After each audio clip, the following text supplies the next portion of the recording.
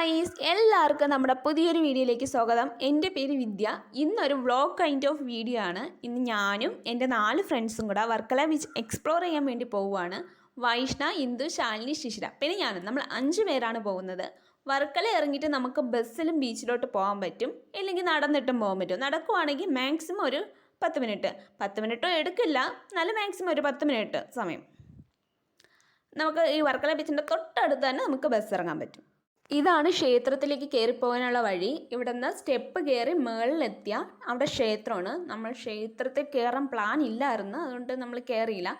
വർക്കലയിലെ ഏറ്റവും ഫേമസ് ആയിട്ടുള്ള ക്ഷേത്രമാണ് ഇത്.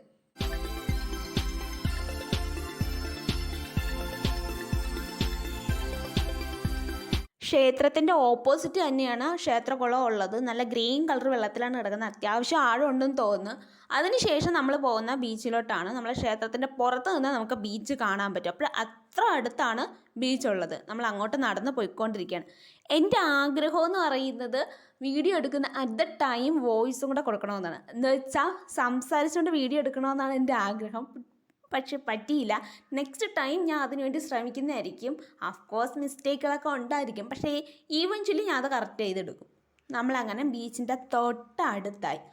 നമ്മൾ ഈ ട്രിപ്പ് പോകുന്നത് വ്യാഴാഴ്ചയാണ് അവിടെ പോയത്.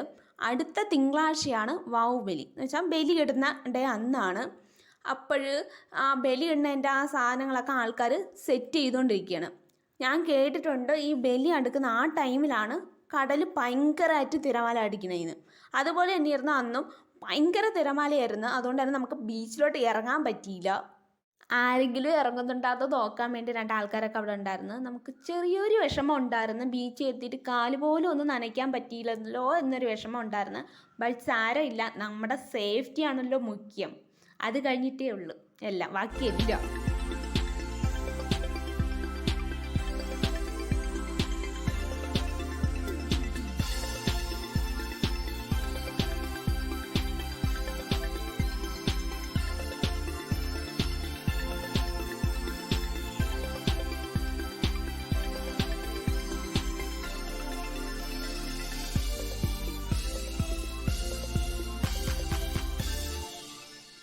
വെള്ളത്തിൽ ഇറങ്ങാൻ പറ്റാത്തതുകൊണ്ട് നമ്മൾ ആ ബീച്ചിൻ്റെ സൈഡ് വരം കുറച്ചധികം നടന്നു. എന്നിട്ട് കുറേ ഫോട്ടോസും വീഡിയോസും കാര്യങ്ങളൊക്കെ എടുത്ത്.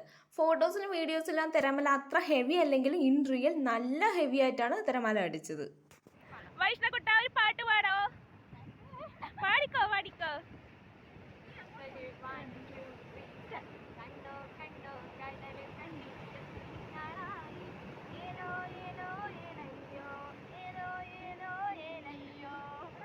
ഞാനിപ്പോൾ പറയുന്നത്, ഹേ ഗായ്സ്, നമ്മൾ വർക്കല ബീച്ചിനോട് വിട പറയുകയാണ്. എന്നിട്ട് നേരെ കാപ്പിലോട്ടാണ് പോകുന്നത്.